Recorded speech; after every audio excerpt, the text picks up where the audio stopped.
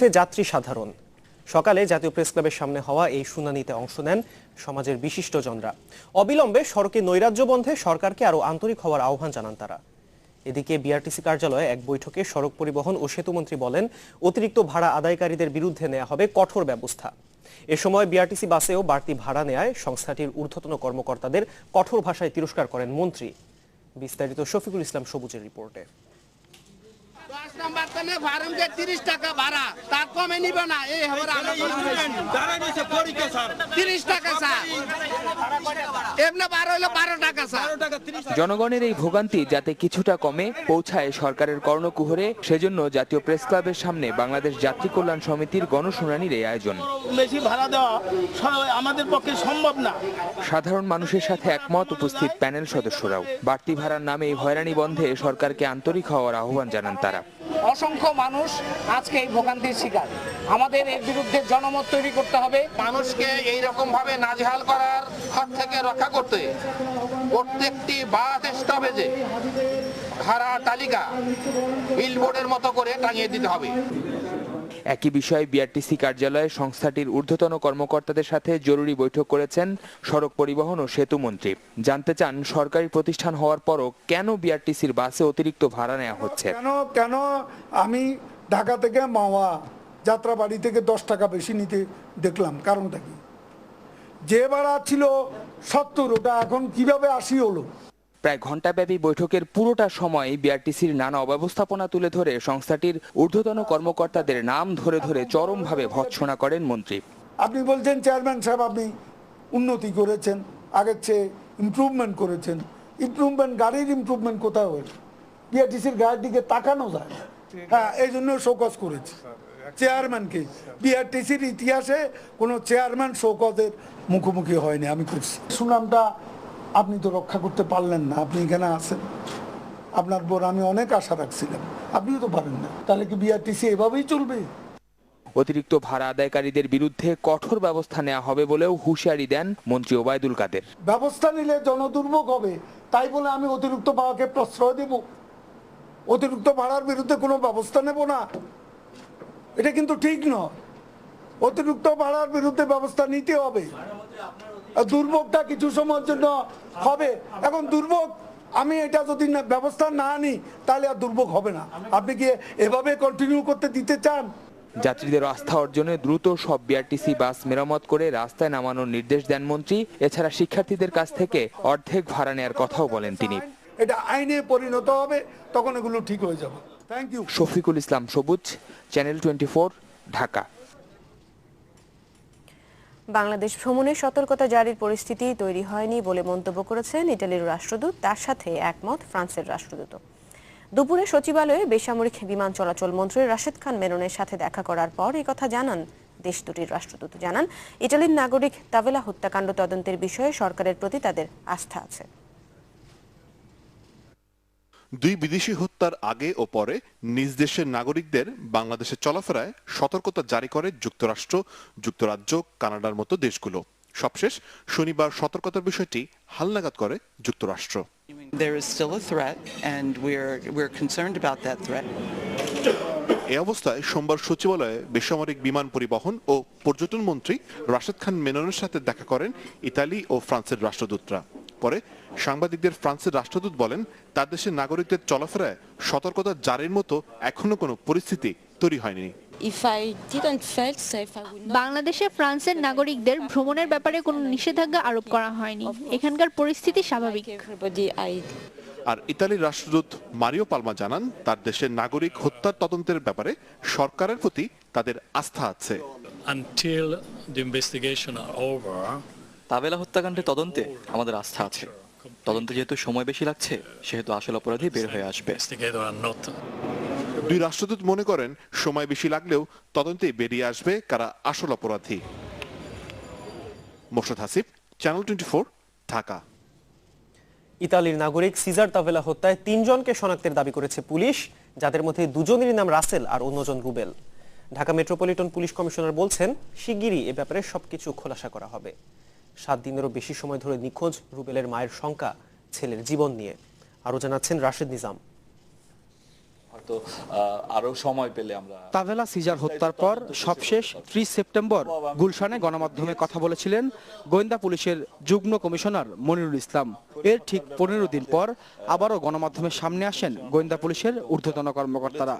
খিজির খান হত্যার 2 আসামিকে হাজির করার সংবাদ সম্মেলনে উঠে আসে ইতালিয়ান নাগরিকের খুনের বিষয়টিও। আসলে যে 3টি লোক ঘটনাস্থলে উপস্থিত ছিল, হত্যাকাণ্ডে সরাসরি অংশগ্রহণ করেছে এবং আই উইটনেসেস যারা তাদেরকে দেখেছে, সেই 3 জনকে ঘিরেই মূলত আমাদের তদন্ত কাজ।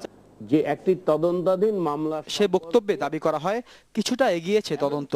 সবশেষ রোববার ডিএমপি কমিশনারও একই দাবি করেন। জানান, তাভেলা সিজার হত্যার মূল পরিকল্পনা ও ষড়যন্ত্রকারীদের শনাক্ত করেছেন তারা। মূল ষড়যন্ত্র এবং পরিকল্পনাকে আমরা শনাক্ত করতে পেরেছি। আপনারা সময় হলে এটা জানতে পারবেন। তাহলে কি তাভেলা খুনিদের গ্রেফতারের খুব কাছাকাছি পুলিশ? এ প্রশ্নের কোনো উত্তর তদন্ত সংস্থা থেকে সরাসরি পাওয়া না গেলেও বিভিন্ন সূত্রে জানা গেছে পুলিশের সন্দেহের তালিকায় থাকা 3 জনের নাম। এদের মধ্যে 2 জনের নামই রাসেল, আরেকজনের নাম তামজিদ আহমেদ রুবেল। মধ্যবাড্ডার গুদারা ঘাটে মামার সাথে থাকতেন 8ম শ্রেণী পর্যন্ত পড়াশোনা করা রুবেল। নিজ বাসায় বসেই এলাকার মানুষজনের মোবাইলের যন্ত্রাংশ ঠিক করার কাজ করতেন তিনি। বাসায় ঢুকে দেখা গেল রুবেলের কক্ষেই বসে আছেন তার মা। তার দাবি, ছোট থেকে এখন পর্যন্ত কোনো অভিযোগ নেই তার ছেলের বিরুদ্ধে। এই যে মোবাইল নিয়ে এখানে ঠিকঠাক করে সব যন্ত্রপাতি হ্যাঁ এগুলি সব মোবাইলের কাজ ওদের যত কারেন্টেরই কাজ সব এখানে কাজ করে। যে আমার ছেলে কি দোষ করে, নেই দোষ, আমার ছেলে তো কোনো খারাপ না। আমার ছেলের কিসের জন্য আমার ছেলের সন্দেহ করে ছেলেরে আটকাইলো। আর রুবেলের মামা বলছেন, গণমাধ্যমের কল্যাণেই এই তথ্য পেয়েছেন তারা। 7 দিন ধরে কোনো খোঁজ না পেয়ে ভয়ে ছিলেন। গ্যাসের ওভার থেকে এরকম আমরা খোঁজ পাইনি। মানিকগঞ্জে যা দেশে যা 2-3 দিন থাকে ওখানে থেকে আমার আইসা পড়ে। হ্যাঁ, এরপরে আমরা পরশু দিন মনে করেন মোবাইল টোবাইল করতে করতে বন্ধ করতে কোনো খোঁজ পাওয়া নাই। পরে কালকে পেপারে পাওয়ার পরে আমরা মনে করেন শিওর হয়েছি। তবে পুরো বাসা খুঁজেও রুবেলের কোনো ছবি পাওয়া যায়নি।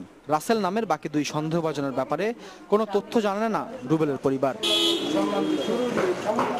রাশেদ নিজাম, চ্যানেল 24, ঢাকা। জজ মিয়ার মতো নাটক নয়, 2 বিদেশি হত্যার ঘটনায় প্রকৃত অপরাধীকে আইনের আওতায় নিয়ে আসতে কাজ করছে আইন শৃঙ্খলা বাহিনী। সন্ধ্যায় রাজধানীর ঢাকেশ্বরী মন্দির পরিদর্শন করে সাংবাদিকদের প্রশ্নের জবাবে একথা বলেন স্বরাষ্ট্রমন্ত্রী আসাদুজ্জামান খান কামাল। বলেন, উৎসব মুখর পরিবেশে দুর্গাপূজা উদযাপনে নেওয়া হয়েছে বিশেষ নিরাপত্তা ব্যবস্থা। জজ মিয়ার নামক কোনো নাটক সাজাবো, আমরা যেটা জানাবো একদম সত্যিকারের জিনিস জানাবো এবং আপনারা অপেক্ষা করেন। আমি বলছি খুব শীঘ্রই আমরা জানাতে পারবো, আমরা পারবো ইনশাআল্লাহ। প্রত্যেকটা জেলায় জেলা পুলিশ পুলিশ সুপার আছেন, তার নেতৃত্বে সারা জেলায় আমরা ওই নিরাপত্তার ব্যবস্থা করেছি। যদি প্রয়োজন হয় আমরা বিজিবিও নামায় দিব। সরকারি কর্মকর্তা কর্মচারীদের পর এবার বাড়ছে রাষ্ট্রপতি, প্রধানমন্ত্রী, স্পিকার, প্রধান বিচারপতি সহ সাংবিধানিক গুরুত্বপূর্ণ পদে আসীন ব্যক্তিদের বেতন ভাতা ও অন্যান্য সুযোগ সুবিধা। প্রধানমন্ত্রী শেখ হাসিনার সভাপতিত্বে অনুষ্ঠিত মন্ত্রিসভার নিয়মিত বৈঠকে এই সংক্রান্ত সংশোধনী আইনের চূড়ান্ত অনুমোদন দেয়া হয়। পরে মন্ত্রিপরিষদ সচিব মোশাররফ হোসেন ভূঁইয়া নতুন বেতন কাঠামো সম্পর্কে বিস্তারিত তুলে ধরেন। প্রজাতন্ত্রের কর্মকর্তাদের নতুন জাতীয় বেতন কাঠামোর সাথে মিল রেখে রাষ্ট্রপতি, প্রধানমন্ত্রী, স্পিকার থেকে শুরু করে সংসদ সদস্যদের বেতন বাড়ানো সংক্রান্ত আইনের সংশোধনীতে অনুমোদন দেয় মন্ত্রিসভা। বৈঠক শেষে প্রস্তাবিত নতুন বেতন কাঠামোর নানা দিক তুলে ধরেন মন্ত্রিপরিষদ সচিব। প্রস্তাবিত আইনে রাষ্ট্রপতির বেতন ৬১,২০০ থেকে বাড়িয়ে ১,২০,০০০ টাকা এবং প্রধানমন্ত্রীর বেতন ৫৮,৬০০ থেকে বাড়িয়ে ১,১৫,০০০ টাকা নির্ধারণ করা হয়েছে। প্রস্তাবিত নতুন আইনে স্পিকারের বেতন ১,১২,০০০ আর প্রধান বিচারপতির বেতন ১,১০,০০০ টাকা নির্ধারণ করা হয়। এছাড়া মন্ত্রী, ডেপুটি স্পিকার, বিরোধী দলীয় নেতা, চিফ হুইপ ও আপিল বিভাগের বিচারকদের বর্তমান বেতন ৫৩,১০০ টাকা থেকে বাড়িয়ে ১,০৫,০০০ টাকা করার প্রস্তাব করা হয় সংশোধিত আইনে। প্রস্তাবিত নতুন এই বেতন কাঠামোয় হাইকোর্টের বিচারকদের বেতন ৪৯,০০০ থেকে বেড়ে ৯৫,০০০, প্রতিমন্ত্রী, বিরোধী দলীয় উপনেতা ও সংসদের হুইপদের বেতন ৪৭,৮০০ থেকে বাড়িয়ে ৯২,০০০ টাকা নির্ধারণ করা হয়। উপমন্ত্রীর বেতন ৪৫,১৫০ থেকে বাড়িয়ে ৮৬,৫০০ এবং সংসদ সদস্যদের বেতন ২৭,৫০০ থেকে বাড়িয়ে ৫৫,০০০ টাকা নির্ধারণ করা হয়। একই সাথে বাড়বে তাদের সরকারি অন্যান্য সুযোগ সুবিধাও। এই সমস্ত আইনে এই সমস্ত পদাধিকারী ব্যক্তির যে সমস্ত প্রিভিলেজ কথা বলা আছে, পার্টিকুলারলি স্যালারিজ এবং অ্যালাউন্সেস এইগুলি সংশোধন করে এই প্রস্তাব আনা হয়েছে এবং আজ ক্যাবিনেটেরই নীতিগতভাবে এবং ভেটিং সাপেক্ষে চূড়ান্তভাবে অনুমোদন করে দিয়েছে। সংশোধিত আইনে গুরুত্ব পেয়েছে দৈনিক ভাতার বিষয়টিও। এছাড়া স্বেচ্ছায় বেসরকারি বাড়িতে থাকলে বাড়তি ভাতা পাবেন তারা। তাতে বাস্তবে বর্তমানে কিন্তু মাননীয় মন্ত্রীরা আমাদের চেয়ে কম সচিবদের চেয়ে কম দৈনিক ভাতা পাচ্ছেন। কাজে এখন এটা যে সংশোধন করা হচ্ছে এটাকে রেশনালাইজ করা হচ্ছে, এমনভাবে করা হয়েছে যে যাতে উপমন্ত্রীরা সচিবের চেয়ে বেশি দৈনিক ভাতা পান এবং অ্যাকর্ডিংলি প্রতিমন্ত্রী, মন্ত্রী, স্পিকার, প্রধানমন্ত্রী যাতে পান। সংসদের আগামী অধিবেশনেই সংশোধিত আইনটি পাশ হওয়ার কথা। তবে নতুন বেতন ভাতা কার্যকর হবে চলতি বছরের 1 জুলাই থেকে, আর আগামী বছরের 1 জুলাই থেকে কার্যকর হবে অন্যান্য সুবিধা। হাসান শুভ্র, চ্যানেল 24, ঢাকা। রিভিউ শুনানিতে 4 পাকিস্তানি সহ 7 সাক্ষী আনার আবেদন করেছেন মানবতা বিরোধী অপরাধে মৃত্যুদণ্ড পাওয়া সালাউদ্দিন কাদের চৌধুরী। সোমবার আপিল বিভাগের সংশ্লিষ্ট শাখায় তিনি আবেদন করেন। তবে রাষ্ট্রের প্রধান আইন কর্মকর্তা বলেন, রিভিউর এই অবস্থায় সাক্ষী আনার কোনো সুযোগ নেই। চলতি বছরের 29 জুলাই দেশের সর্বোচ্চ আদালতের রায়ে মৃত্যুদণ্ড নিশ্চিত হয়ে যায় বিএনপি নেতা সালাউদ্দিন কাদের চৌধুরীর। এরপর সেই রায় পুনর্বিবেচনা চেয়ে 14 অক্টোবর আবেদন করেন এই যুদ্ধাপরাধী।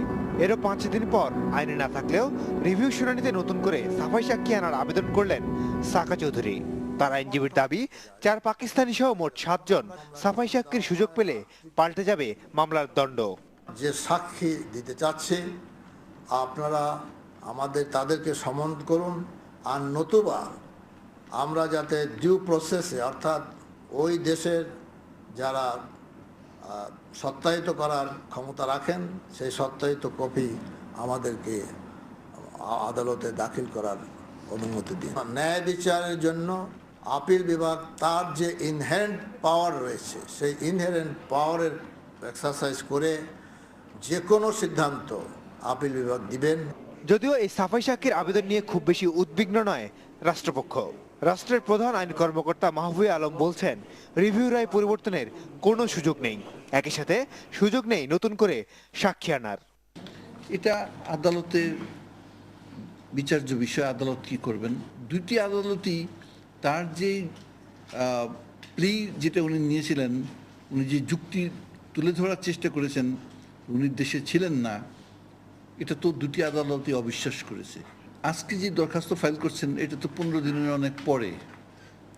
এটা তো আমার মতে তোমাদের দ্বারাই বাড়িতে হওয়া উচিত। অ্যাটর্নি জেনারেল বলছেন, মঙ্গলবার নির্ধারিত হবে সালাউদ্দিন কাদের চৌধুরী ও আলবদর কমান্ডার মুজাহিদের রিভিউ শুনানির দিন। দরখাস্ত দিয়েছি এবং আজকে স্লিপও দিয়েছি যে আগামীকাল যাতে আমার এই দরখাস্ত ফিক্সিংয়ের দরখাস্তটা শুনানি হয়। মাসুদুর রহমান, চ্যানেল 24, ঢাকা। হিন্দু ধর্মাবলম্বীদের সবচেয়ে বড় ধর্মীয় উৎসব শারদীয় দুর্গাপূজা শুরু হয়েছে। রাজধানী ঢাকেশ্বরী জাতীয় মন্দিরে ষষ্ঠী পূজা দিয়ে শুরু হয় উৎসবের আনুষ্ঠানিকতা। দেবীর আগমনে আনন্দ বইছে হিন্দু ধর্মাবলম্বীদের মাঝে, আর তাদের এই আনন্দ উৎসবকে নির্বিঘ্ন করতে বাড়তি নিরাপত্তা ব্যবস্থা নিয়েছে আইন শৃঙ্খলা বাহিনী। মাতৃরূপে সর্বজীবে বিরাজ করে জীবের দুর্গতি নাশ করেন বলেই তার নাম দেবী দুর্গা। রোববার ছিল দেবীর বোধন। মর্তে মায়ের আমন্ত্রণের ধারাবাহিকতায় সকালে বেলতলায় ষষ্ঠীবিহিত পূজার মধ্য দিয়ে শুরু হয় শারদীয় দুর্গোৎসবের মূল আনুষ্ঠানিকতা। পুষ্প, দূর্বা, দুধসহ পূজার 16টি উপাচারে সাজানো নৈবেদ্যে ষষ্ঠীবিহিত পূজার আনুষ্ঠানিকতা সম্পন্ন করা হয়। ঢাকের আওয়াজ আর ভক্ত অনুরাগীদের পদচারণায় মুখর হয়ে ওঠে পুরো মন্দির প্রাঙ্গণ। এরপর গোধূলি লগ্নে হবে দেবীর আমন্ত্রণ ও অধিবাস। বিল্ল ফল মহাদেবের অতি প্রিয়, বিল্লপত্র ছাড়া মহাদেবের পূজা হয় না। সেই জন্য আমরা এই বিল্ল বৃক্ষ মূলে মাকে প্রথম আরাধনা করেছি এবং পরবর্তী সময়ে আমরা মাতৃমণ্ডপে মাকে নিয়ে যাব। সকলে এবছর দেবী দুর্গা পৃথিবীতে এসেছেন ঘোড়ায় চড়ে, তবে বাবার বাড়ি থেকে কৈলাসে ফিরবেন দোলায় চেপে। দুর্গতি নাশিনীর কাছে হিন্দু ধর্মাবলম্বীদের চাওয়া মা যেন পৃথিবীর আসুরিক শক্তিকে পরাজিত করে ভালো রাখেন মানব জাতিকে। এই হিংসার দেশ চায় না, বাংলাদেশ শান্তি চায়, সবের উপরে শান্তি বর্ষিত হোক, মা দুর্গার কাছে কামনা করে।